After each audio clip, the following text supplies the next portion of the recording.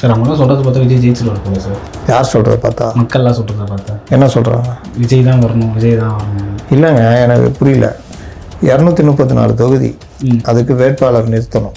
அந்த வேட்பாளர் நிறுத்தது இல்லாமல் நீங்கள் மக்கள்கிட்ட வாக்கு கேட்டு போகணும். நீங்கள் பார்த்த கொஞ்சம் இடத்துல விஜய் தான் வருவான்றவங்களாம் நீங்கள் என்ன மைண்ட் செட்டில் இருக்கீங்கன்ற பதில் சொல்லுவாங்க. அப்படி பார்த்தா அவர் 100% வந்து ஆட்சி பிடிச்சிடுவார். அந்த மாதிரி இங்கே ஏற்பாடு இல்லை. அவருடைய ரசிகர்கள் கொஞ்சம் பேர் மக்கள் போடுவாங்க. இது ஒரு 10%, 15%, 20% வச்சா கூட அது ஜெயிக்கிற ஓட்டு கிடையாது. 45%, 42% அடித்தால்தான் நீங்கள் ஆட்சியை பிடிக்க முடியும். அதற்கான வாய்ப்பு விஜய் கிடையவே கிடையாது, எந்த கட்சியும் கிடையாது. கரூரில் இருக்கிறவங்களை போய் பார்க்கறதுக்கே உனக்கு செல்ஃப் எடுக்க மாட்டேங்குது. அவங்கள இங்கே வர வைக்கிறீங்க. அந்த அடிப்படை அறிவு கூட இல்லைல்ல. இந்த மாதிரி வர வச்சா நமக்கு கேவலம். இது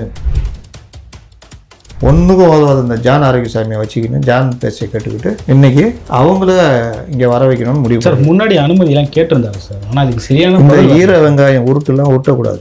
நான் எல்லா இந்த கலை விஷயங்களை பார்த்து பேசிகிட்டு இருக்கிறாள்.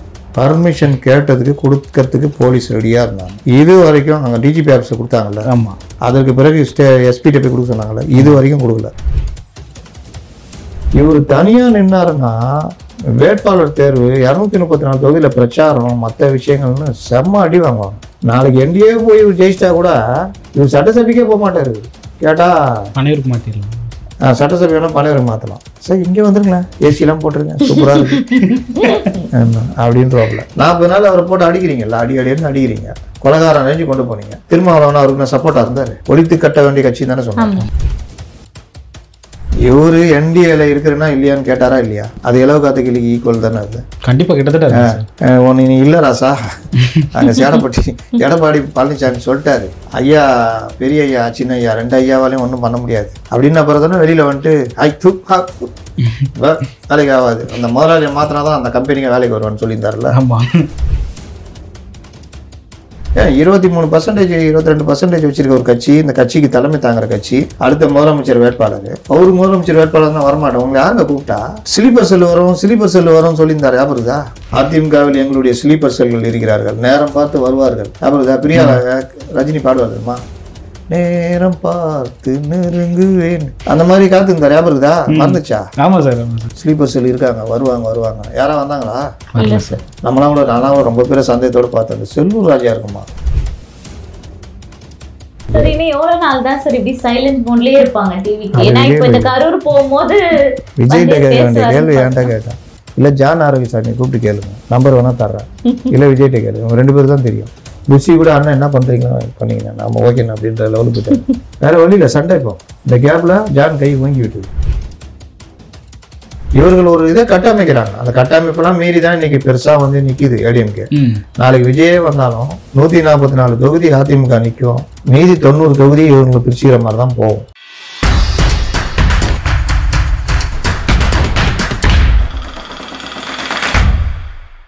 வணக்கம், நான் முத்தலீஃப். ஒரு பத்திரிகையாளராக அரசியல் விவாதங்களை தொடர்ந்து செஞ்சுக்கிட்டு வர்றேன். அரசியல் விவாதங்கள் நாகரிகமான முறையில் அவதூறு இல்லாமல் இருக்கணுன்றது என்னுடைய பெருத்த எதிர்பார்ப்பு. அதை ஓரளவு நான் ஈடு செஞ்சுட்டு வரேன்னு நினைக்கிறேன். என்னை போலவே அதே எண்ணத்தோட வள்ளுவம் வலைக்காட்சியும் தொடர்ந்து செயல்பட்டுக்கிட்டு வருது.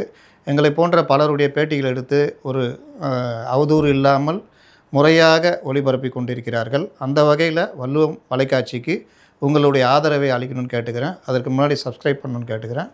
நன்றி. வள்ளுவம் நேயர்களுக்கு வணக்கம். அரசியல் பழக நிகழ்ச்சிக்கு உங்களை வரவேற்பதில் மகிழ்ச்சி. நம்மோடு இணைந்திருக்கிறார் மூத்த பத்திரிகையாளர் திரு முத்தலீஃப் அவர்கள். சார் வணக்கம். வணக்கம். நல்லா இருக்கீங்களா சார்? நல்லா இருக்கேன். இன்னும் தேர்தலுக்கு 6 மாதம் காலம் தான் சார் இருக்குது. டிஜிபியை 3 பேர் கொடுத்தும் இன்னைக்கு வரைக்கும் தேர்வு பண்ணாமல் தமிழ்நாடு அரசு ஏன் அதில் சுணக்க போக்கு காட்டுதுன்ற கேள்வி தொடர்ந்து எழுந்துகிட்டே இருக்குது சார். என்ன காரணமாக இருக்கும் சார்? இவங்க வழக்கமாக விட்டுவாங்க தெரியுமா? மத்திய அரசு வஞ்சிக்கிறது, ஆமாம், இந்தியை திணிக்கிறார்கள். அப்புறம் என்ன சொன்னாங்க? நீட்டு இப்படியே உருட்டுவாங்கல்ல, அந்த மாதிரி ஒரு உருட்டல் தான் இந்த டிஜிபி. இவர்களுக்கு ஏற்ற ஆள் வேணுமா? அதுக்கு நீங்கள் எதுக்கு பேனல் அனுப்பிச்சிங்க? ஆக்சுவலாக இதை சொல்லணுன்னா இதோடைய நடைமுறையை சொல்லணும் கரெக்டாக. என்னென்னா அந்த நான் கூட நேற்று போட்டிருக்கேன், ஒருத்தர் எனக்கு போடுறாரு, இது வந்து அது கிடையாது இது கிடையாதுன்னு. உள்ளே போய் பார்த்தா 104 ஃபாலோவர். அவர் எனக்கு புத்தி சொல்கிறார். அவர் 20 வருஷமாக அந்த ஃபீல்டில் வந்து பார்த்துட்டு பிரகாஷ் சிங் வழக்குன்னு ஒரு வழக்கு. இந்த மாதிரி நீதி இது டிஜிபி எனக்கு என்னென்னு போடுறது, போட்டோ அவங்களை வீட்டுக்கு போன்றது, ரிட்டையர் ஆனவரை எடுத்துகிட்டு வந்து ஆலோசகராக போட்டு வச்சுக்கிறது. டிஜிபி வாட்டில் அவர் இருப்பார், ஆமாம், ஆலோசகர் தான் எல்லாத்தையும் பார்த்துக்குவார். டிஜிபி வாட்டில் கம்முன்னு நிற்கணும். அது ஜெயலலிதா பீரியட் நடந்தது. அடுத்து என்ன பண்ணுவாங்க, 1 வருஷத்துல நீ கிளம்புனுவாங்க, 6 மாதத்தில் கிளம்புனுவாங்க. இல்லாட்டி இன்னொருத்தரை போட்டு இவரை டெம்மி ஆக்குவாங்க. ராஜேஷ் தாஸை போட்டாங்களா ஸ்பெஷல் டிஜிபின்னு. அதுக்கப்புறம் என்னது, இன்றைக்கி ரிட்டையர் ஆகிறாரு. நைட்டு 12 மணிக்கு ஒரு 1/2 hour முன்னாடி மறுபடியும் அவர் டிஜிபி, சட்டம் ஒழுங்கு டிஜிபி, அவரை போட்டு அவர் அடுத்த 2 வருஷத்துக்கு டிகே ராஜேந்திரன் பண்ணாங்க. இந்த மாதிரி கண்ட இது நடந்தது. இந்த மாதிரி பல மாநிலம் நடந்தது தான். பிரகாஷ் சிங்னு ஒருத்தர் வழக்கு போட்டு அந்த வழக்கில் உச்சநீதிமன்றம் 2-3 தீர்ப்பு கொடுத்துருது. இறுதியாக கொடுத்த தீர்ப்பில் இஷ்டத்துக்கு மாநிலங்கள் பண்ணக்கூடாது. ஏன்னா ஒரு கட்டமைப்பு எப்படின்னா, முதலமைச்சர், காவல்துறையுடைய அமைச்சர், அவரு கீழே உள்துறை செயலர், அவரு கீழே தலைமை டிஜிபி, அவரு கீழே தமிழ்நாடை தனியாக பிரியும். எப்படின்னா டிஜிபிகள், தலைமை டிஜிபி தவிர ஒரு 7-8 டிஜிபிகள் இருப்பாங்க. ஃபயர் டிபார்ட்மெண்ட் டிஜிபி, சீருடை பணியாளர், போலீஸ் ரெக்ரூட்மெண்ட் இருக்குல்ல அது, அப்புறம் கோஸ்டல் கார்டு, கடலோர காவல் குழுமம், அதுக்கப்புறம் ஊர்காவல் படைக்கு டிஜிபி இருப்பார். இந்த மாதிரி பல இது ஃபுட் செல்லுக்கு இருப்பார், உணவுப் பொருள் பாதுகாப்புத்துறை, இந்த மாதிரி பல இதுக்கு டிஜிபிகள் இருப்பாங்க. இவர்களுக்கெல்லாம் இவர் தான் பொறுப்பு. இதுக்கு கீழே லா அண்ட் ஆர்டரு, இப்போ கமிஷனர் தலைமையில் இருக்கிறதுல கமிஷனரேட்டுன்னுவாங்க. சென்னை, மதுரை, கோவை, திருச்சி, நெல்லை, திருப்பூர், இந்த மாதிரி நகரங்களில் கமிஷனர்கள், அவங்க தனியாக அந்த கமிஷனர்கள் எல்லாம். இது இல்லாமல் எஸ்பிக்கள் கண்ட்ரோலில் இருக்கும், மாவட்ட எஸ்பிக்கள். அவங்களுக்கு மேலே டிஐஜி, சரக டிஐஜின்னு ஒரு 2 மாவட்டத்துக்கு ஒரு சரக டிஐஜி. அதுக்கு மேலே ஐஜி. 4 மண்டலமாக பிரிச்சுருக்காங்க தமிழகத்தை. வடக்கு மண்டலம், மத்திய மண்டலம், தெற்கு மண்டலம், மேற்கு மண்டலம். 4 ஐஜி. இந்த 4 ஐஜிகளுக்கு மேலே லா அண்ட் ஆர்டர் ஏடிஜிபி. இவர் கீழே தான் இவங்கெல்லாம். இவங்க கீழே கமிஷனர் வர மாட்டாங்க. ஆனால் இவங்க எல்லாருக்கும் மேலே, டிஜிபிகளுக்கும் மேலே ஹெச்ஓபிஎஃப், அவர் தான் தலைமை டிஜிபி. அவர் பவர்ஃபுல்லாக இருக்கணும். இன்றைக்கி வந்துட்டு நாளைக்கு போயிடுற மாதிரி இருக்கக்கூடாது. அவருடைய வந்தார்னா 2 வருஷம் அவரை யாரும் கவர்மெண்ட்டை நினச்சாலும் நகர்த்த முடியாது. அப்படிப்பட்டது தான் வரணும். அவருக்கு இணையாக யாரும் போடக்கூடாது. இந்த மாதிரி பல இது கொடுத்துருக்காங்க. அப்படி வர்றவங்க 6 பேனலு, நீங்கள் யார் 30 வருஷம் சர்வீஸ் பண்ண டிஜிபி அந்தஸ்தில் இருக்கவங்க, இல்லை ஏடிஜிபி பெருமை இருக்க மாட்டாங்க, டிஜிபி க்ளீன் லிஸ்ட்டு இருக்கிறவங்க பேனலை யூபிஎஸ்சிக்கு அனுப்பணும். யூபிஎஸ்சின்றது என்னது, இன்றைக்கி ஐஏஎஸ் ஐபிஎஸ் தேர்வு யூபிஎஸ்சி தான். அந்த மத்திய தேர்வாணையம் மூலிமா தான் தேர்வு எழுதி வருஷத்துக்கு 1500 பேர் வரைக்கும், 1600 1500 பேர் வரைக்கும் உள்ளே வர்றாங்க. ஐஏஎஸ் ஐபிஎஸ் ஐஆர்எஸ் ஐஎஃப்எஸ் ஆட்சிப்பணி உள்ளே இருக்கிற எல்லா அதிகாரிகளும் இதில் இருந்தால் வருஷம் பண்ணுறாங்க. அந்த தேர்வு அவ்வளோ கடினமானது. அதை நடத்துகிற தேர்வாணையன்றது தனி அமைப்பு. அந்த தேர்வாணையம் தான் எல்லாருடைய சர்வீஸ் ரெக்கார்டு வச்சுருக்கோம், எஸ்ஆர்னுவாங்க. இங்கே நீங்கள் இங்கேருந்து அனுப்புகிறது, ஒவ்வொரு ஸ்டேட்டும் இந்த மாதிரி அனுப்புகிற பேனல்லேருந்து சர்வீஸ் ரெக்கார்டு பக்காவாக இருக்கிற மோஸ்ட் சீனியராக இருக்கிற 3 பேரை திருப்பி அனுப்புவாங்க. அதுலேருந்து ஒருத்தரை டிஜிபியாக போட்டுக்கணும். அந்த டிஜிபி நியமிக்கப்பட்டதுலேருந்து அடுத்த 2 வருஷத்துக்கு அவர் தான் இருப்பார் தலைமை டிஜிபியாக. அவரை நினச்சா நீங்கள் வீட்டுக்கெலாம் அனுப்ப முடியாது. ஆனால் அந்த 3 பேர் உங்களுக்கு தானே இருப்பாங்க. உங்களுக்கு விருப்பமானவர் தானே போடுறீங்க. 3ல் 1 தானே. இவங்களுக்கு இதுவே பார்த்தா தான் போங்கு தெரிதா. ஏன் போங்குன்னா, தலைவரை நம்ம தான் எப்போவுமே சட்டத்தை மீறின்னு இருப்போமே. நம்மளோட ஒருத்தன் உத்தரப்பிரதேசத்தில் மீறினுக்கிறான் தெரியுமா. அவன் யூபிஎஸ்சிக்கே பட்டியல் அனுப்ப மாட்டான். நான் தாண்டா யூபிஎஸ்சின்னு சொல்லிட்டு அவனே ஒரு கமிட்டியை போட்டுக்கின்னு அவனே தேர்ந்தெடுத்து அவனே நியமிச்சிக்கிறான். எப்போவுமே டிஎம்கே இந்த மாதிரி பண்ணதில்லை. ஏடிஎம்கே இப்படி தான் இப்போ நான் சொன்னதெல்லாம் பெரும்பாலும் நடந்தது. இந்த தடவை டிஜிபிக்கு பேனல் அனுப்பவே இல்லை. பொதுவாக டிஜிபி ரிட்டையர் ஆகும்போது, ஜிவால் ரிட்டையர் ஆகிறாரு ஆகஸ்ட்லன்னா ஜூன்லேயே அனுப்பிச்சிடுவாங்க பட்டியல். அவங்க அதை பரிசீலித்து பட்டியல் அனுப்புவாங்க. 3 பேர் பேனல். இவங்க அனுப்பவே இல்லை. இவங்க இப்படி பண்ண போகிறாங்க, இந்த முறையை மீறுறாங்க, பொறுப்பு டிஜிபின்னு போட போகிறாங்க. அது போடக்கூடாதுன்னு கோர்ட்டு உத்தரவு அப்படின்னு ஒருத்தர் மதுரை கிளைக்கு போகிறாரு. இந்த மாதிரி போட போகிறாங்க. மதுரை கிளை தமிழ்நாடு கவர்மெண்ட்டை கேட்குது. தமிழ்நாடு கவர்மெண்ட்டு இல்லைங்க, அந்த மாதிரிலாம் இல்லைங்க, பேனல் அது இது கரெக்டாக போகுதுங்க, ப்ரொசீஜராக போகுது, அதனால் நாங்கள் முறைப்படி நடப்போம். அப்புறம் என்னப்பா முறைப்படி நடப்போன்றாங்க, வேறு என்ன வேணும் உனக்கு? இல்லைங்க சந்தேகம் இருக்குது, அது இதெல்லாம் கரெக்டாக நடப்பாங்க, அவங்களே அஃபிலியேட் டேக்கிள் பண்ணியிருக்காங்க, அப்படி நடக்கலைன்னா நீங்கள் வாங்க அப்படின்னு வழக்கை முடிச்சு வச்சிடுறாங்க. இவங்க இதை சொன்னவங்க பேனல் அனுப்பவே இல்லை. பேனல் அனுப்பாதனால நெருக்கடி வரும்ல, உடனே இவங்க பொறுப்பு டிஜிபியில் போடுறாங்க. ஏன் இல்லைங்க பேனல் பிரச்சனையை இவங்களே உருவாக்கிட்டு அதுக்கு தீர்வு இவங்கள போட்டாங்க. போட்ட உடனே இவர் மறுபடியும் கண்டெம்ட் போகிறாரு. அதுக்குள்ளே என்ட்ரி தீபன்னு உச்சநீதிமன்றம் போயிட்டார். ஏற்கனவே இந்த மாதிரி பல கண்டெம்ட்டுகள் உச்சநீதிமன்றத்தில் இருக்குது. அதனால இவர்களுக்கு என்ன வந்தால் பார்த்துக்கலாம் தலைவர்ன்ற மாதிரி. ஆனால் இந்த கண்டெம்ட்டை எடுத்துட்டாங்க. எடுத்த உடனே என்னப்பா அப்படின்னா, சார் பேனல் லேட் ஆச்சுனால போட்டோம் சார், பேனல் அனுப்பிச்சிக்கிறோம் சார். யூபிஎஸ்சி கூப்பிடு, பேனல் அனுப்பிச்சிருக்காங்க, சீக்கிரமாக பார்த்து அனுப்புங்க பட்டியலை. சரிங்க, வந்தோடனே வந்தோன்னா போட்டுறாங்க. அவங்க பார்த்து அனுப்பிச்சிட்டாங்க. இவங்க இது வரைக்கும் போடல.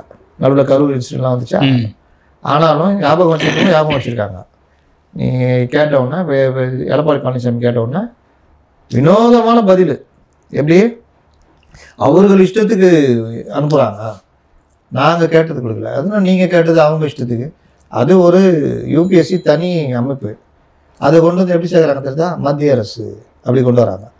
தேர்தல் ஆணையம் இல்லை மத்திய அரசு, அந்த மாதிரி இதை கொண்டு போய் திணிக்க பார்க்குறாங்க. இது கண்டெம்ட் ஆஃப் தி கோர்ட்டு. இப்போ உச்சநீதிமன்றம் 2வது என்ட்ரி தீபன் போயிட்டார். இப்போ உச்சநீதிமன்றம் அன்றைக்கி என்ன சொன்னேன், உச்சநீதிமன்ற உத்தரவு என்ன பிரகாஷ் சிங் வழக்கில், அதை எப்படி நீங்கள் மீறுவீங்க அப்படின்னு கேட்கலாம். இதுக்கு இந்த மாதிரி உருட்டுறாங்க. அதனால் இது அமைச்சர் சொல்கிறாரு, இது நாங்கள் அந்த லெட்டர் எழுதிக்கிறோம், இது எதுவுமே செல்லாது, கோர்ட்டில் போனால் வாங்கி கட்டிக்குவாங்க. Okay sir. சார் திருமாவளவன் ஒரு விஷயத்த சொல்லியிருக்காரு சார். அதாவது நம்ம கொள்கை ரீதியாக பாஜக தான் நமக்கு எதிரி, திமுக வர்சஸ் பாஜகன்னு போகணும். ஆனால் அரசியல் ரீதியாக திமுக வர்சஸ் அதிமுகன்னு தான் போகணும். ஆனால் அதிமுக அது திமுக வர்சஸ் பாஜகன்னு மாற்றிவிட முயற்சிக்குது. அது அதிமுக பேராபத்துன்னு சொல்கிறாரு சார். என்னன்னே புரியல சார். அது புரியல, அவருக்கே புரியாது. நீங்கள் ஒரு கேள்விக்கு நம்ம ஒரு கேள்வி கேட்டால் நம்ம அசந்து போகிற மாதிரி ஒரு பதில் சொல்லுவாங்கன்னு சொல்லுவாங்கள்ல. நீங்கள் ஒரு விஷயத்தில் உண்மை இல்லை, தடுமாற்றம் இருக்குன்னா அவர்கள் பதில் பார்த்தீங்கன்னா கண்டபடி இருக்கும். அசல் நம்ம வேறு வழி இல்லாமல் தலையாட்டிக்குவோம். உங்கள் 2 பேருமே அந்த அனுபவம் இருந்திருக்குன்னு நினைக்கிறேன். பலரும் பேட்டி எடுத்திருப்பீங்க. என்னையே தான் எடுக்கிறீங்க, நான் சொல்கிற பதிலாம் எப்படி இருக்குன்னு தெரில, தலையாட்டி வைக்கிறீங்க. அந்த மாதிரி இப்போ பதில் சொல்கிறவங்க நீங்கள் மடக்கிட்டீங்க வச்சுக்கிங்க, அவன் எதாவது சொல்லுவான். கமலா சொல்கிறது பார்த்துருக்கீங்க, கமலாசன் சொல்கிறது அந்த மாதிரி எதாவது சொல்லுவான். அந்த மாதிரி சமீப காலமாக இவர் அப்படி ஆயிட்டார். என்ன சொல்கிறாருன்னா, என் கட்சி ஒடுக்கப்பட்ட மக்களுக்கான கட்சி, பட்டியலின மக்களுக்காக போராடுற கட்சின்னு என்னை கொண்டு போய் ஓரமாக நிறுத்துகிறாங்க. கிடையாது, நாங்கள் பொதுவானவர்கள், எங்கள் கட்சியில் அனைத்து இதுவும் இருக்கிறாங்க அப்படின்னு சொல்கிறாரு. இப்படி சொன்னவர் எதுக்கு சொன்னார்னா, தூய்மை பணியாளர் விஷயத்தில் ஏன் இது பண்ணலன்னு கேட்டப்போ சொன்னார்.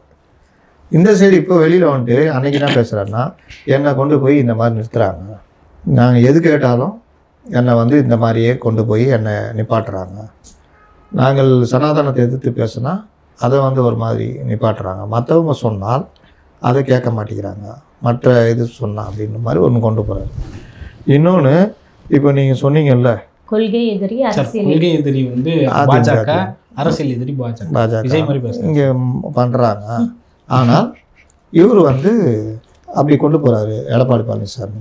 இது திட்டமிட்ட பிரச்சாரம் தொடர்ந்து திமுக பண்ணிக்கிட்டு இருக்குது. இவர்கள் திமுகவுடைய ஊதுகுழல்கள்ன்றனால அப்படி பண்ணுறாங்க. ஏன் சொல்கிறேன்னா, தமிழகத்தில் பாஜக அதிமுக கூட்டணி 2017 வந்த பொழுது இங்கே என்ன பிரச்சாரம் ஆரம்பித்தாங்கன்னா, அடிமை அது இதுன்னாங்க.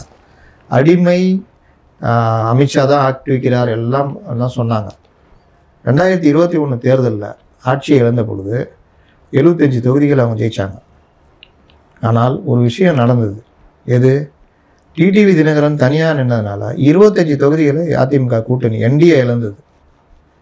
அந்த விவகாரத்தில் குருமூர்த்தி, ஓ பன்னீர்செல்வம் பலரும் பிற்பாடு சொன்னது, அமித்ஷாவுக்கு அமித்ஷாவே சொன்னார். இவங்க குற்றச்சாட்டாக வச்சாங்க. நான் இதை வேறு மாதிரி சொல்கிறேன். அப்புறமா குற்றச்சாட்டாக ஓபிஎஸும் குருமூர்த்தி என்ன வச்சாங்கன்னா, அமித்ஷா சொன்னார் டிடிவியை சேர்த்துக்கலான்னு, இவர் தான் ஒத்துக்கல, அதனால 25 தொகுதி போச்சு நமக்கு அப்படின்னு குற்றச்சாட்டை வச்சாங்க சொன்னாங்க.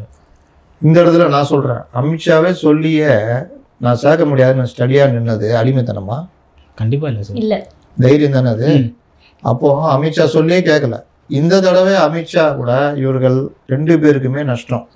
தனியாக நின்றதுனால அண்ணாமலையை வச்சு உடச்சி விட்டாங்க. நான் பல தடவை பேசியிருக்கோம். தனியாக நின்றதுனால ஜெயிச்சாங்க. இங்கே 13 சீட்டு எடுத்தாலே வந்துச்சு. மத்திய அரசு செம்ம கோபம், நம்ம இங்கே தடுமாறிக்கிட்டு இருக்கோம், இந்த அண்ணாமலை பேச்சை கேட்டு இங்கே போச்சே 15 சீட்டு வந்திருக்குமே அப்படின்னு. அப்போது ஏடிஎம்கே தான் நம்ம கூட்டாளி, வேறு யார் வரப்போகிறா? அப்போ நம்ம ஏடிஎம்கேவை நம்ம பேசணும், அண்ணாமலை நல்ல பிரச்சனை ஆகிடுச்சின்னு பேசுகிறாங்க, தேவை. இவங்களுக்கு என்டிஏவாக இருந்தப்போ 39%. நாளைக்கு இது அடிக்கணும்னா நம்ம இந்த மாதிரி இருந்தால்தான் திமுக எழுத முடியும்னு இவங்களுக்கு. இல்லாட்டி விஜய் கூட சேரணும். ஆனால் விஜய் வர மாதிரி தெரில. 110 கண்டதை பேசினுதுங்க. அதனால் கூப்பிட்டோன்னா போகிறாங்க, பேசுகிறாங்க, 2 பேருக்கு தேவை இருக்குது, பேசி சேர்றாங்க. இங்கே எங்கே அடிமைத்தனம் வந்துச்சு? இங்கே சேர்றப்போ எடப்பாடி பழனிசாமிகிட்ட அமித்ஷா பாரு, அண்ணாமலையோட ஒரு தலைவரை பார்க்கவே முடியாது. அவங்க பீரியடில் தான் 11% ஏடிஎம்கே பாஜக வளர்ச்சி. அண்ணாமலை வந்து அந்தளவு பெரிய லீடர். அதனால் நாங்கள் அண்ணாமலைலாம் மாற்ற முடியாது. டிடிவி ஓபிஎஸ் போன தடவை அவங்க பேச்சை கேட்டு விட்டுட்டோம். இந்த தடவை அவங்களும் இருக்கணும், இருந்தால் தான் கரெக்டு அப்படின்னு சொல்லியிருந்தால் இவர் சொல்கிற பாஜக வெர்சஸ் டிஎம்கேன்னு கொண்டு போகிறாருன்றதை நம்பலாம். ஆனால் என்ன நடந்தது? முதல் கண்டிஷனை அண்ணாமலை தூக்கணும். ஓகேங்க, தூக்கிட்டாங்க. 2வது கண்டிஷனை டிடிவி ஓபிஎஸ் நாங்கள் பார்த்துக்குறோம், இது எங்கள் பிரச்சனை, நீங்கள் அதில் தலையிடக்கூடாது. ஓகேன்னு சொல்லிட்டு வந்து இங்கே உட்காந்து என்ன சொல்லிட்டு போனார் அமித்ஷா? டிடிவி ஓபிஎஸ் பிரச்சனை, அதிமுக உட்கட்சி பிரச்சனை, அது எங்களுக்கு தேவையில்லாத மேட்ரு. கொஞ்ச நாளில் அண்ணாமலையும் தூக்கி போட்டாங்க, நயினாரை கொண்டு வந்து உட்கார வச்சிட்டாங்க. இங்கே எங்கே அடிமைத்தனம்? நாளைக்கு இதே கட்சி சீட்டு பகிர்வில் யார் முடிவு பண்ணுவா? யார் ஏற்ற கேட்டு வாங்குவா?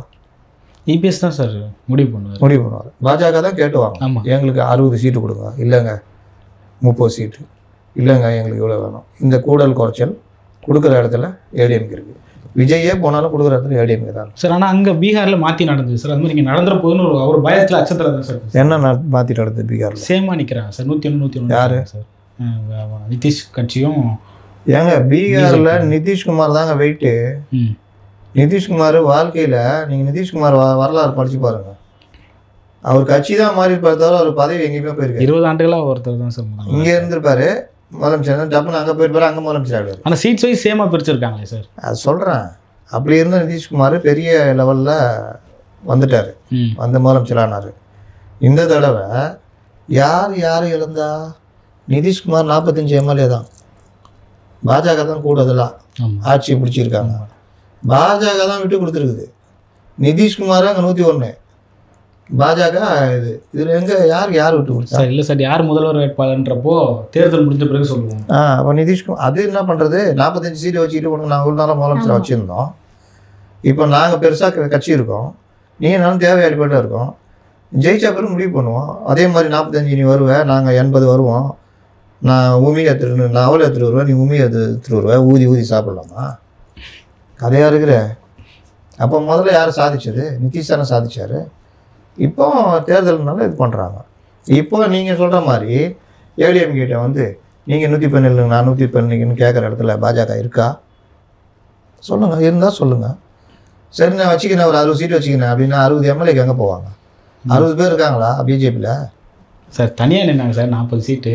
எப்போ? 24 சார். எவ்வளோ வாங்கினாங்க? ஒவ்வொரு தொகுதியிலும் எப்படி வேலை பார்த்தாங்க, ஆட்கள் எப்படி இருந்தாங்க, அதெல்லாம் பார்க்க தானே செஞ்சோம். இதுக்கு தொகுதியிலேயே இந்த கம்யூனிட்டி வெயிட்டுனா அங்கே கொண்டு போய் தேவையில்லாத ஆள்லாம் போட்டு வச்சுருந்தாங்க. இது எல்லாம் தாண்டி இது டிஎம்கேவுடைய பிரச்சாரம். பாஜக தான் பெரிய கட்சின்னு ஒரு பெரிய பிரச்சாரம்லாம் கட்டவில் தொடப்பட்டு இது எல்லாத்துல தான் அந்த 11%. அதனால் 234 தொகுதியில் 60 தொகுதி கொடுக்குறாங்கன்னா 60 தொகுதிக்கு வேட்பாளர் தேரணும். அதிமுக ரைட்டுங்க நீங்களே பார்த்துங்க அப்படின்னா பூத் ஏஜென்ட் கூட ஆள் இருக்காது. அதனால் அவரவர்கள் உயரம் அவரவர்களுக்கு தெரியும். 11%ன்றது ஒரு மாயைன்னு தெரியும். ஆனால் இவர்கள் எல்லோரும் ஒன்று சேர்ந்துன்னா பெரிய அளவில் அந்த 39% தாண்டி வந்துடுவாங்கன்னு தெரியும். ப்ளஸ் இவர்களுக்கு ஒரே எதிர்ப்பு இன்றைக்கி இவங்க தான் அப்படின்னு. யார் போகிறா? தஞ்சாவூரில் யார் போய் நிற்கிறா? அப்புறம் எச் ராஜா போய் நிற்கிறாரு. அதிமுக ஒரு பிரதான கட்சி, அதை யாரும் மறுக்கவே முடியாது. இவர்கள் ஒரு இதை கட்டமைக்கிறாங்க. அந்த கட்டமைப்பெல்லாம் மீறி தான் இன்றைக்கி பெருசாக வந்து நிற்கிது ஏடிஎம்கே. நாளைக்கு விஜயே வந்தாலும் 144 தொகுதி அதிமுக நிற்கும், மீதி 90 தொகுதி இவங்களுக்கு பிரிச்சுக்கிற மாதிரி தான் போகும். அப்போ தனி மெஜாரிட்டின்றது ஏடிஎம்கே சாதாரணமாக வரும். ஓகே, அப்படி வந்தால் கூட்டணிலாம் கிடையாது. ஒருவேளை 90 சீட்டு வராங்க, மற்றவங்களாம் சேர்ந்து நிற்கிற மாதிரி தான் அப்போ வேணால் கூட்டணி யோசிப்பாங்க. இது கிளியர் கட்டு. இங்கே இவர் போய் அவருக்கு என்ன புத்தி சொல்கிறாரு? நீங்கள் தனியாக நில்லுங்கன்னாரு. தம்பை தனியாக நிற்கிறேன்ப்பா 2024 இனி பிஜேபி கூட கூட்டணி இல்லை, வா தம்பின்னு கூப்பிட்டா போனாரா? அங்கேயே இருங்க, தனியாக நிற்கிறீங்கன்னா ரைட் அப்படியே நில்லுங்க, நாசமாக போனாலும் போங்கன்றதானே சொன்னார். ஒரு கட்சி தன்னுடைய வளர்ச்சிக்காக எந்த முடிவு வேணால் எடுக்கலாம், இறுதி வெற்றி தான் முக்கியம். அதுக்கு நடுவில் 1000 கதை சொல்லுவாங்க. போனார் பார்த்தியா, கொள்கை எதிரினார், பாசிசம்னாரு, போகிறாரு, அப்படி இப்படின்னா இப்போ விஜய் கூட குழப்பிட்டு இருக்கிறாங்க. இதெல்லாம் பார்க்கக்கூடாது. பேட்டா ஒன்றை காலி பண்ண முதல்ல, அதுக்கு தான் நான் போகிறேன், அதுக்கப்புறம் நான் பார்த்துக்கிறேன், நாளை இதை பற்றி அப்புறம் பார்ப்போம். இன்றைக்கி ஜெயிக்கிறது எனக்கு முக்கியன்ற போனால் தான் ஒரு அரசியல் தெளிவாக முடிவெடுக்க முடியும். கலைஞர் போலையா, பண்டார பிரதேசிகள் கட்சி தானே சொன்னார், 99 போனார்ல, 5 வருஷம் இருந்தார்ல. திருமாவளவன் இவ்வளோ யோகியம் பேசுகிறாரு. 2001 எங்கே இருந்தார்? கோத்ரா கலவரம் நடந்தப்போ எங்கே இருந்தார்? இன்றைக்கி சனாதனம் RSS சதின்றாரு. அந்த சதியில் தானே அங்கே கோத்ரா கலவரம் நடந்தது. அன்றைக்கி எதாவது வாய் திறந்தாரா? அதனால் அந்த இதெல்லாம் அரசியலில் இது எல்லாம் நடக்க தான் செய்யும். கூட்டணி இதுக்காக இன்றைக்கி திமுகவுக்கு ஃபுல்லாக முட்டு கொடுத்துன்னு இருக்காங்கல்ல. எந்த விஷயத்துலையும் இவங்களால் பேச முடியுது? தூய்மை பணியாளர் விஷயத்துலேயே உங்களால் என்ன பேச முடிஞ்சது? அந்த தடுமாற்றம் தானே அவரை கண்டபடி பேச வச்சது. அவர் பெரிய தலைவர் தான். திருமாவளவன் மாதிரி சனாதனம் பற்றி பேசுறதுக்கு ஆளே கிடையாது. திருமாவளவன் மாதிரி ரொம்ப ஒரு இஷ்யூவை சீரியஸாக எடுத்து விரிவாக பேசுறதுக்கு ஆளே கிடையாது. ஆனால் எங்கே அவருக்கு தடுமாற்றம் வருது? தேவையில்லாத முட்டு கூட்டணின்ற ஒரே காரணத்துக்காக தேவையில்லாமல் முட்டு கொடுக்கணும்னு தீர்மானிக்கும் பொழுது தான் நீங்கள் தேவையில்லாத தடுமாற்றம் வருது. அப்போ தான் அவர் என்ன பண்ணுறாரு, தூய்மை பணியாளர்களை நிரந்தரப்படுத்தினா தூய்மை பணியாளர்களுக்கு அந்த குறிப்பிட்ட அந்த கம்யூனிட்டியை அதில் இருந்துருவாங்கன்றாரு. அது தவறான பார்வைன்னு சண்முகம் அவர்கள் சொல்கிறாங்க. ஏன் தவறான பார்வை? தூய்மை பணியாளர்களை நீங்கள் நிரந்தரப்படுத்தணும்னு கொண்டு வந்துட்டிங்கன்னா அந்த இடத்துல இடஒதுக்கீடு தானாக வந்துடும். இடஒதுக்கீடு வந்தால் இன்றைக்கி இருக்கிற வேலைக்கு எவன் வேணால் போட்டி போடுவான் அந்த வேலைக்கு. சரி, இந்த பட்டியலின சமூகத்தை சேர்ந்தவர்களே அதிகமாக அதில் சேர்ந்துட்டாங்க. பணி நிரந்தரம்னா என்ன? நல்ல சம்பளம், DA, அதுக்கப்புறம் பணி பாதுகாப்பு, மற்ற சலுகைகள், இது எல்லாம் கிடைச்ச ஒருத்தர் தன்னுடைய குழந்தைகளை நல்ல கல்வி கற்க வைப்பார். ஆமாம். நல்ல கல்வி கற்கிறவன் அப்பாவுடைய அதே தொழிலுக்கு போவோன்னு நினைப்பானா? நினைக்க மாட்டாங்க. அவன் படித்த படிப்புக்கு ஏற்ற மாதிரி போவான். இதை நான் சொல்லலை, சண்முகமே சொன்னார், சண்முகமே. ஆமாம். இது எல்லாருடைய பொதுவான கருத்து. அதுக்கப்புறம் இவர் மாற்றிக்கினார். நான் இப்படி சொல்லவில்லை, ஏன் வருது குழப்பம். அப்போ ஏன் இந்த இவங்களுக்கு பிரச்சனை காரணம்? தைரியமாக அவங்கள அடிக்க முடியல. ஜாதி ஆணவ படுகொலை நீங்கள் என்ன பண்ணுறீங்க? சட்டசபையில் பேசுகிறீங்க, CPM பேசுது, இவர்கள் அது மத்திய அரசு வேலைன்றாங்க. ஆணவ படுகொலைக்கு எதிரான தனிச்சட்டம் வந்தால்தான் ஆணவ படுகொலைகளுடைய கணக்கீடே தெரியும். ஆணவ படுகொலையுடைய பண்ணுறவன் பயப்படுவான். அந்த தனிச்சட்டம் வரும்பொழுது அதுக்கான அந்த தம்பதிகளுக்கு பாதுகாப்பு வரும். சுயமரியாதை திருமணம் பண்ணால் மட்டும் போதாது, சட்டமாக இருந்தால் மட்டும் போதாது. சுயமரியாதை ஜாதி மறுப்பு திருமணம் செய்கிறவர்களை பாதுகாக்கிறதுக்கான சட்டமும் இருக்கணும். ஏன் அவங்களால அதை வலியுறுத்த முடியல? இன்றைக்கி அதெல்லாம் பிரச்சனை வந்து என்னென்னவோ முட்டு கொடுத்தாரு. கவின் மேட்டரில் பெருசாக பேச முடிஞ்சுதா? இவங்கெல்லாம் போயிட்டு பார்த்துட்டு சாதி ஆணவ படுகொலைக்கு எதிரான இதுக்கு கோரிக்கை வச்சுட்டு வந்தோன்னு இவர் சொல்கிறாங்க. அவர் உடம்பு சரியில்லை, அது பார்க்க வந்தாருன்றார் அவங்க சொல்கிறாங்க. அன்னைக்கு போயிட்டு வேற ஒரு மேட்டருக்கே அவர் பேசுகிறாரு. ஆனால் அன்னைக்கு மறுநாள் தான் ஜாதி ஆணவ படுகொலைக்கு எதிரான ஒரு ஆணையம் அமைக்கிறதுக்கு தீர்மானம் கொண்டு வராங்க. அப்போ பார்க்குற திருமாவளவன்ட்ட கூட CM சொல்லலை, கரெக்டாக? இல்லாட்டி அவர் விட்டு போட்டிருப்பார்ல. சாதி ஆணவ படுகொலைக்கு எதிராக தீர்மானம் கொண்டு வரதுக்கு வலியுறுத்தி பேசிக்கிட்டு வந்தேன்னா சட்டசபையில் கொண்டு வந்தாருன்னா பார்த்தியா திரும்ப அண்ணன் முடிவெடுத்தார், அவருடைய வலியுறுத்தலில் இங்கே வந்துச்சின்னு. அதுக்கு கூட உங்களை இடம் கொடுக்காம காலி பண்ணாங்க. உண்மையா இல்லையா? இந்த மாதிரி இவர் எத்தனை விஷயங்களில் அந்த கவர்மெண்ட்டை பாதுகாத்து அசிங்கப்பட்டிருக்காரு. அதெல்லாம் இந்த விலைவாசி உயர்வுலேருந்து எல்லாம். ஏன் இன்றைக்கி அதிகமாக பட்டியலின மக்கள் தான் விவசாயிகளாக இருக்காங்க. உண்டா இல்லையா? திருவள்ளூர் மாவட்டம் ஆரம்பித்து நம்ம டெல்டாவிலேருந்து எல்லாம் பட்டியலின மக்கள் தான் அதிகம். இன்றைக்கி நெல் கொள்முதலில் எவ்வளோ பிரச்சனைகள் ஓடிக்கிட்டு இருக்குது. விவசாயிகள் கதறாங்களா இல்லையா? எதிர்கட்சி தலைவர் அங்கே நேராக போய் பார்த்துட்டு நேராக அங்கேயே எடுத்துகிட்டு பேட்டி கொடுக்குறாரு. துணை முதல்வர் அங்கே போயிட்டு இல்லை அப்படிலான்னு அவரு பதில் பேட்டி கொடுக்குறாரு. அமைச்சர்கள் பேட்டியில் 1000 குழப்பங்கள் இருக்குது. இவ்வளோ தானே முளைச்சிது இதுக்கே அப்படின்றாரு. யோ முளைச்சாலே பூட்ட கேஸ். அப்புறம் என்ன இவ்வளோ முளைச்சா என்ன, இவ்வளோ முளைச்சா என்ன? உங்கள் ஆட்சியில் இவ்வளோ முளைச்சிது, எங்கள் ஆட்சியில் இவ்வளோ தான் முளைச்சிது. எல்லாம் ஒன்று தான்யா, அவ்வளோதான் முடிஞ்சிச்சு கதை. அந்த நெல் எதுக்கும் யூஸ் ஆகாது. அதை பற்றி பேச மாட்டேங்கிறார் வேளாண் துறை அமைச்சர். இன்னொருத்தர் என்ன சொல்கிறாரு, உணவுத்துறை அமைச்சர், செறிவூட்டப்பட்ட அரிசிக்கு இது மத்திய அரசு சொல்லி பர்மிஷன் நீங்கள் தான் சீக்கிரம் பண்ணி கொடுங்க. அது வந்து 2 மாதம் ஆகுது. அதை பற்றி கூட தெரியல. இந்த மாதிரி இருக்குது. அப்போது நீங்கள் திருமாவளவன் இன்றைக்கும் அந்த வக்கீலை இடிச்சதை பற்றியே திரும்ப திரும்ப பேசிக்கிட்டு இருக்காரு. இந்த விவசாய மக்களை பற்றி ஏன் பேச மாட்டேங்கிறாரு? ஒடுக்கப்பட்ட மக்களுக்காக இப்போ நிற்கிறவர் தானே நீங்கள். உங்களை நாங்கள் அப்படி தானே பார்க்குறோம். அதற்கான உங்களுடைய உழைப்பு, உங்களுடைய வாழ்க்கையை அர்ப்பணிச்சிருக்கீங்கல்ல. இன்றைக்கி அந்த மக்கள் நடுத்தரில் நிற்கிறான். பயிர் 1.5 லட்சம் ஏக்கர் 2 லட்சம் ஏக்கர் இன்றைக்கி தண்ணியில் மூழ்கி கிடக்குது. என்ன அறிக்கை விட்டீங்க? இந்த கேள்வி வருமா வராதா? அப்போ நீங்கள் உங்களுக்கு என்ன பிரச்சனை? எதிர்க்கட்சியாக உங்களால் செயல்பட முடியல. இந்த குழப்பத்தில் தான் அவர் மாற்றி மாற்றி நீங்கள் வந்து இப்படி இருங்க அவங்களுக்கு புதுசு அவங்க பார்த்துக்கிறாங்க. அவர் சொன்னார், ஞாபகம் இருக்கா? இவருக்கும் சேர்த்தான் சொன்னார், நான் பார்த்துக்கிறேன்ப்பா, என் கட்சிப்பா, நான் பாஜக கூட போகிறேன், வங்காள விரிகுடாவில் கூட உழுந்து போகிறேன், எனக்கு என்ன என் கட்சி நாங்கள் பார்த்துக்கிறோம்ப்பா, நீங்கள் நல்லா இருங்கப்பா, எங்களை பற்றி நீங்கள் ஏன் பார்க்கல சொன்னாரா இல்லையா? இந்த தொழிலை சொல்லணும்னா சொன்னார். நாளைக்கு விஜய் போகிறாருன்னா அவர் பிரச்சனை. 40 நாள் அவரை போட்டு அடிக்கிறீங்கல்ல, அடின்னு அடிக்கிறீங்க, கொலகாரம் அடைஞ்சு கொண்டு போனீங்க. திருமாவளவன் அவருக்கு நான் சப்போர்ட்டாக இருந்தார், அவரும் சேர்ந்து தானே பேசினார். ஆமாம், ஒழித்து கட்ட வேண்டிய கட்சி தானே சொன்னார். ஒரு கட்சியை ஒழித்து கட்டுறதும் கட்டாததும் மக்கள் தான் முடிவு பண்ணணும். பேசினாரா இல்லையா? அப்படின்னா உங்களை விஜய் பண்ணிட்டார். இளவல் வரணும் தானே பேசுனீங்க. அப்போ உங்களுக்கு அரசியலமைப்பு சட்டம் தெரியும், ஒரு கட்சி இருக்கிறது இல்லாத ஜனநாயகம் மற்ற விஷயங்கள் தெரியும். இந்த மாதிரி விவகாரத்தில் எந்த வகையான வழக்கு போடுவாங்கன்னு தெரியும். விஜய் இந்த மாதிரி பண்ணதில் விஜய்க்கு நோக்கம் இருக்குதா இல்லையா அது பற்றி தெரியும். காவல்துறை அதனுடைய பணிகள், அரசுடைய யந்திரம் இந்த விவகாரத்தில் எப்படி செயல்பட்டுருக்கணும் இதுவும் அவருக்கு தெரியும். அந்த அளவுக்கு நாலேஜ் உள்ளவர். ஏன் மாற்றி பேசுகிறாரு? சேராத இடத்துல சேர்ந்த கர்ணன் மாதிரி. மகாபாரதத்தில் கர்ணன் கதை தெரியும்ல, சேரையை பிடிச்சி இழுத்த பண்ணார். கம்னு வேடிக்கை தான் பார்த்தார் கர்ணன். கர்ணன் யார்? சூரியபுத்திரனுடைய பையன். சேராத இடத்துல சேர்ந்தனால தலை குனிஞ்சு நின்னாப்புல. சேம் நவீன கர்ணன் தலை குனிஞ்சு நிற்கிறாரு. வேற என்ன சொல்ல முடியும்? Okay sir, okay sir. TTV Dhinakaran வந்து இலவு காத்த கிளி போல் இபிஎஸ் வந்து இருக்காரு, திருமாவளவன் வருவார்னு காத்திருந்தாரு, அதுக்கப்புறமா சிபிஎம் வரும்னு சொல்லிட்டு காத்திருந்தாரு, இப்போ விஜய் வரும்னு காத்திருக்காரு. அவர் இஷ்டம், அவர் ஜெயிக்கணும் சார். அந்த இலவு காத்த கிளி இருக்கட்டும், கடைசி வரைக்கும் காத்து மட்டுமே இருப்பாங்க. யார் காத்திருக்க போறான்னு தெரிய போதில்ல. உண்மையிலே அப்படிதான் காத்திருக்காங்களான்ற கேள்வியும் இருக்கு. கலைஞர் காத்திருந்தார்ல, பழம் நழுவி பாலில் விழுந்தது அப்படின்னு விஜயகாந்துக்காக காத்திருந்தார்ல. ஆமாம், அதுக்கு பேர் என்ன? இலவு காத்த கிளின்னு சொல்லுவீங்களா? அவர் பண்ணால் ராஜதந்திரம், இவர் பண்ணால் இலவு காத்த கிளியா? எல்லாரும் நல்லா தான். இவர் காத்துக்கிட்டு இல்லை. இப்போ இவர் விஜய் வரான்னு இவர் என்ன சொல்லியிருந்தார்? விஜய் தலைமையில் கூட்டணி அமையும், எதிர்பாராது எதிர்பாருங்கள் பிக் பாஸ் மாதிரி சொல்லியிருந்தார்ல.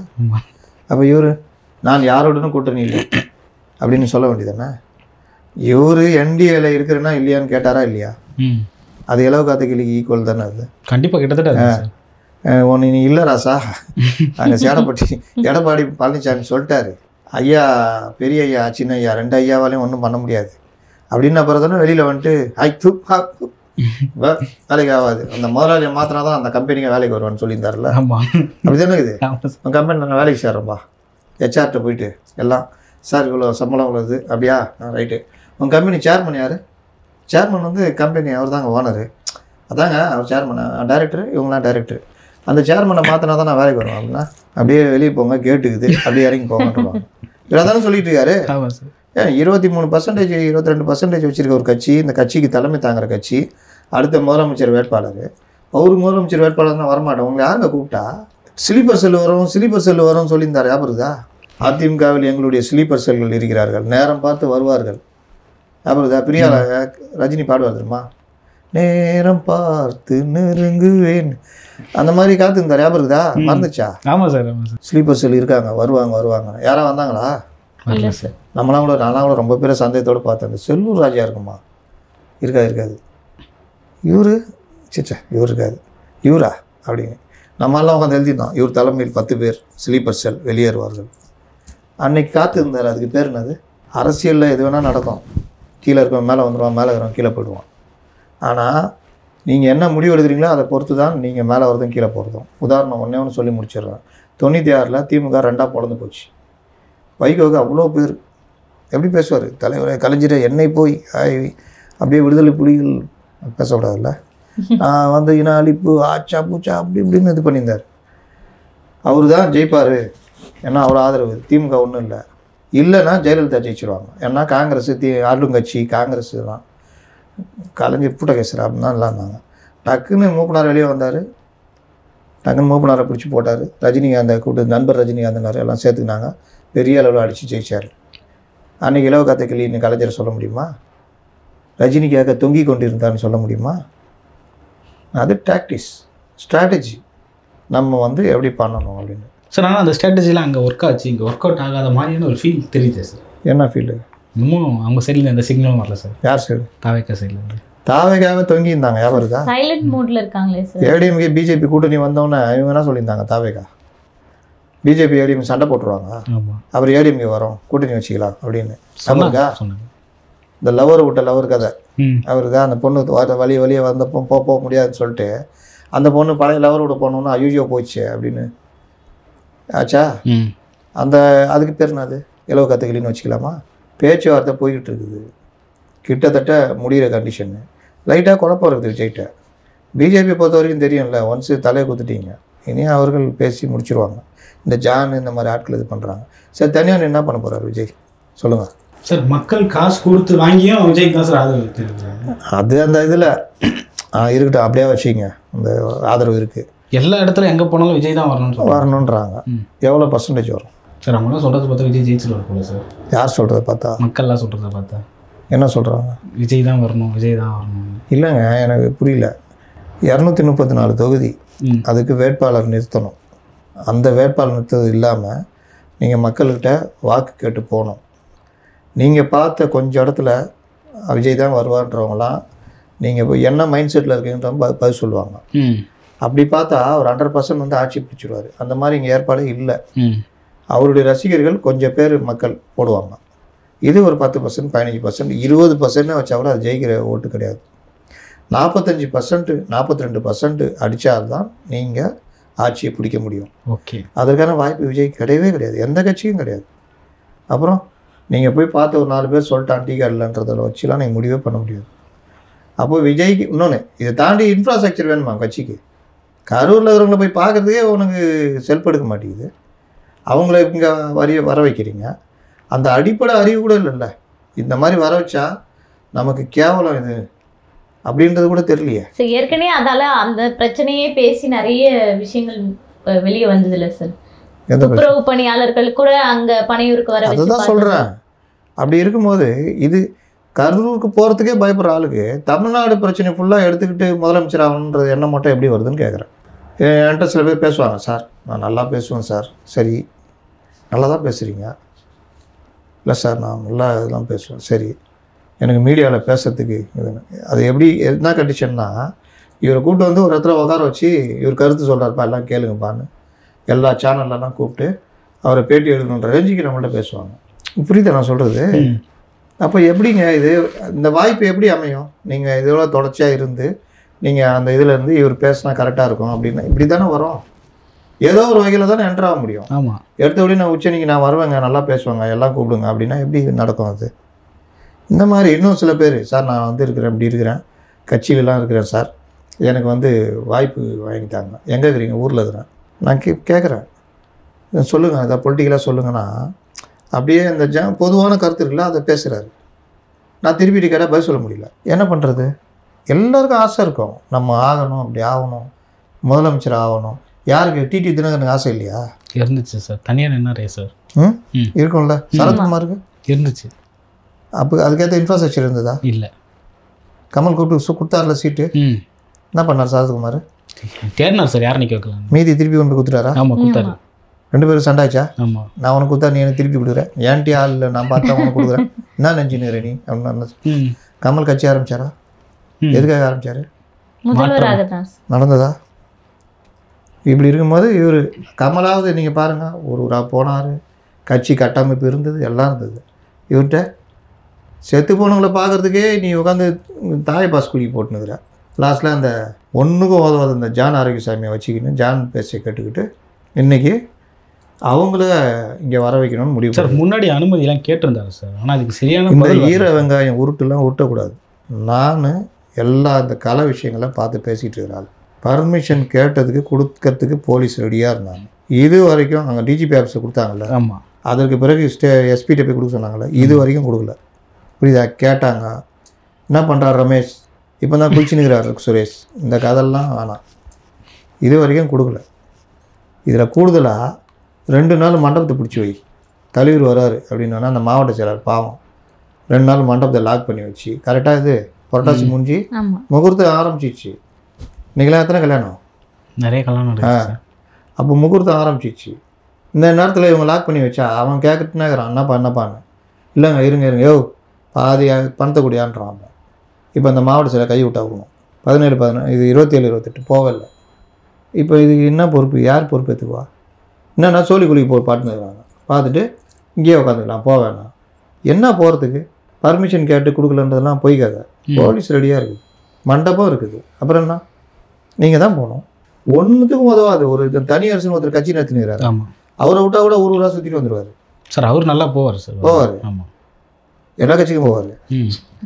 அப்படி இருக்கும்போது நீ எவ்வளோ பெரிய ஆள் முதலமைச்சர் சொல்கிறீங்க, அதுக்குரிய தகுதியோட போகணும்ல.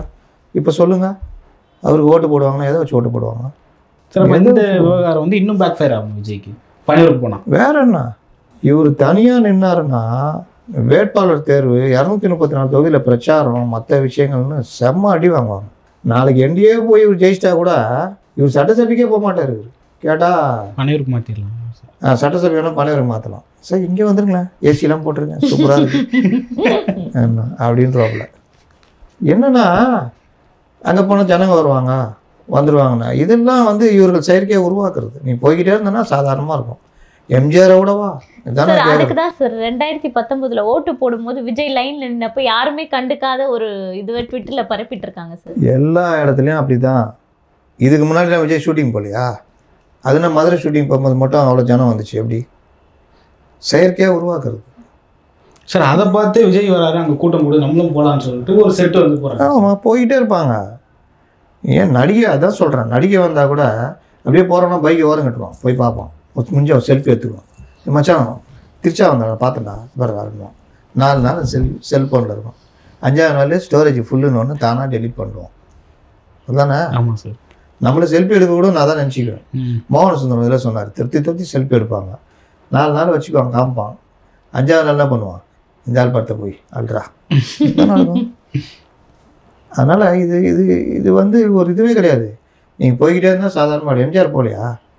பழைய விஷயம்லாம் எடுத்து பாருங்கள். எம்ஜிஆருக்கு தோட்டத்துலேயே ஜனங்கள்லாம் நிற்பாங்க. எம்ஜிஆர் சாதாரணமாக வந்து எல்லாத்தையும் வாங்குவார், மனு வாங்குவார், மாலை போடுறவங்க திருப்பி போடுவார்லாம். அப்போனா ஜனங்க அப்படியே பிடிச்சா உழுந்தது. அதெல்லாம் கிடையாது. இவர்கள் பக்குவம் இல்லாதவர்கள். இவங்க கூட எத்தனை பேர் இருக்கிறாங்க விஜய் கூட? 5 பேர் 5 பேர் தானே. நிர்வாக பொறுப்பில் 5-6 பேர் இருக்காங்க. வேறு யார் இருக்கா? தொண்டர்கள் நிறைய பேர் இருக்காங்க சார். கூட இருக்கிறவங்க தான் நான் கேட்குறேன். தொண்டர்கள் கேட்டேன் நான். Okay sir. நிர்வாக பொறுப்பில் 5-6 பேர் இருக்காங்க சார். வேற என்ன, இந்த 5-6 பேர் வச்சுக்கிட்டு தான் முடிவு பண்ணின்னு சுற்றின்னு இருக்கிறாங்க. அறிவாலயம் போனால் எவ்வளோ பேர் இருப்பாங்க சார்? அங்கே 1000 பேர் 100 பேர் இருக்காங்க சார். நிர்வாகிகள் இருக்காங்களா? ஏடிஎம்கே வந்தால் அங்கேயும் கிட்டத்தட்ட அதிகமாக இருக்கும். இங்கே ஏன் இல்லை? இங்கே ஏன் இல்லை? இதுதான் பிரச்சனை. அந்த ஜெகதீஷ்ன்றவர் யார்? உங்கள் மேனேஜர். அவருக்கு ஏன் கட்சியில் பொறுப்பு கொடுத்தீங்க? அவருக்கு என்ன அரசியல் தெரியும்? பொறுப்பில் இருக்காரா சார்? ஆமாம், இணை பொருளாளர். இந்த மாதிரி போஸ்ட்டே கிடையாது எந்த கட்சியிலையும். பொருளாளருக்கு இணை பொருளாளர்.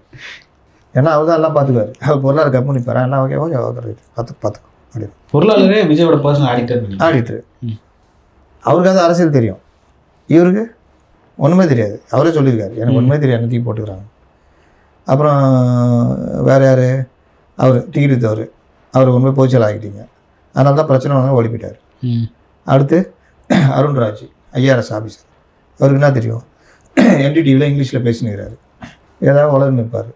அதை அர்ஜுனா பணம் செலவழித்து உள்ளே வந்துட்டு ஸ்ட்ராட்டஜிஸ்ட்னு தன்னை சொல்லிக் கொள்கிறார். உண்மையான ஸ்ட்ராட்டஜிஸ்ட்னால் இந்த கட்சி எப்படி டென்ஷனுக்கு போகுதுன்னு அவருக்கு தெரியும். அப்படி தெரியாமல் இதெல்லாம் அவர் பேசிகிட்டு இருக்காருன்னா அவர் ஸ்ட்ராட்டஜிஸ்டே கிடையாது. ஓகே, அவ்வளோதான் நான் சொல்லுவேன் சார். ஆனால் தனியாக நிற்கிறதுக்கான எல்லா சமிக்கைகளும் தெரியுது சார். இப்போ வந்து 5 சின்னம் செலக்ட் பண்ணியிருக்காங்க. நவம்பர் மாதம் கட்சியே ரெஜிஸ்டர் பண்ணல, சின்ன இருக்கிறான். எவனா ஒருத்தன் ஊட்டின்னு இருப்பான், அப்படியே போட்டுன்னு பேசினு சார். ஹெலிகாப்டர்லாம் 4 வாங்கியிருக்காங்க சார் வாடகைக்கு அப்படின்னு சொல்கிறாங்க, மறுபடியும் மறுக்கிறாங்க. இது எல்லாமே நான் தான் சொன்னேன். என்ன நடக்குது ரமேஷ், இதான் நடக்குது சுரேஷ், இப்படியே இவங்களா ஊட்டினுங்கிறது. நாளைக்கு விஜய் கடும் உடற்பயிற்சி செய்து கொண்டிருக்கிறார், வெளியே வரும்பொழுது சில்வர் ஸ்டார் ஸ்டாலின் மாதிரி உடற்கட்டுடன் வருவார் அப்படின்னா அதையும் கார்டு போடுவாங்க. யாராவது விஜய் பார்த்தாங்களா? இல்லை சார். யாராவது நிர்வாகிகிட்ட பேசுனாங்களா? ஹெலிகாப்டர் வாங்கியிருக்கோம் ஒப்பந்தம் போட்டுருங்க யாராவது சொன்னாங்களா? எல்லாம் பேய பார்த்த கதை தான். எங்கே பார்த்தேன்? அந்த மரத்தில் பார்த்தேன். அங்கேயே பார்க்கலையே, அங்கே பார்த்தேன், இங்கே பார்த்தேன். எங்கள் வீட்டில் கூட பாத்ரூம் போகிறதுல இருட்டாக இருந்தேன், அங்கே பார்த்தேன் நான். யாரா பேய் பார்த்துருக்கீங்களா? பேய் பார்த்துருக்கீங்க? இல்லை சார். பேய்னா பயம் தானே? கண்டிப்பாக சார், எல்லாருக்கும். ஆனால் பேய் பார்த்துருக்கீங்களா? இல்லை சார். இல்லாதவனை எதுக்கு பயப்படுறீங்க? தேடணும்ல எங்கே இருக்குன்னு. நீங்களே தானே கற்பனை பண்ணிக்கிறீங்க. அப்புறம் மனுஷன் செத்து போனான்னா அது 21 கிராம் கெமிக்கல், அவ்வளோதான். ஒரு ரவுடியை வெட்டி இன்னொரு ரவுடி வெட்டி கொண்டுறான். பேய் உண்மையிலேயே பேய் இருந்தால் வந்து இவனை கொண்டுற மாட்டான், கொல்ல மாட்டானா? கண்டிப்பாக சார். அப்புறம் எங்கே போச்சு பேய்? துர்மரணம் தானே, அதுக்கு ஒன்று உருட்டுவீங்கல்ல. துர்மரணம் அடைந்தவர்கள் மட்டும்தான் பேயாக அலைவார்கள். வெட்டி கொலை போடுறது துர்மரணம் தானே. அப்புறம் ஏன் அவனை கொல்ல மாட்டேங்கிறான்? பேய்க்கு ஒன்றும் ஈஸியில் கொல்றதுக்கு. என் உடம்புல பூந்துட்டு ரவுடி இது பண்ணும்போது அவங்க உடம்பு மூலியமாக இவனை ஒருத்தி கொண்டலாம்ல. அப்போ ஒன்று இருக்கா பேய்? இல்லை. அப்புறம் ஏன் பயப்படுறீங்க? அந்த மாதிரி தான் பேய் பார்த்த கதை தான். சரி, இன்னும் எவ்வளோ நாள் தான் சார் இப்படி சைலண்ட் மோட்லேயே இருப்பாங்க டிவிக்கு? ஏன்னா இப்போ இந்த கரூர் போகும்போது விஜய்கிட்ட கேட்க வேண்டிய கேள்வி என்கிட்ட கேட்டா, இல்லை ஜான் ஆரோக்கிய சார் நீ கூப்பிட்டு கேளுங்க, நம்பர் வேணால் தர்றேன். இல்லை விஜய்கிட்ட கேளுங்க, உங்கள் 2 பேர் தான் தெரியும். புஷி கூட அண்ணன் என்ன பண்ணுறீங்களோ பண்ணிங்கண்ணா, நம்ம ஓகேண்ணா அப்படின்ற லெவலுக்கு போயிட்டு வேறு வழியில் சண்டை. இப்போ இந்த கேப்பில் ஜான் கை வாங்கி விட்டுது, என்ன பண்ண முடியும்? அதனால் அதெல்லாம் விஜய் முடிவெடுக்க வேண்டியது. விஜய் முடிவெடுத்தா அவர் பேச்சு அவரே கேட்க மாட்டார், ஜான் பேச்சு மட்டும் அவர் கேட்பார், முட்டு சந்துக்கு போவார். அவ்வளோதான் இப்போதைக்கு சொல்ல முடியும். ஓகே சார், பல்வேறு அரசியல் கருத்துக்களை பகிர்ந்து பண்ணிங்க. மற்றும் ஒரு காலம் சந்திப்போம். நன்றி சார். நன்றி.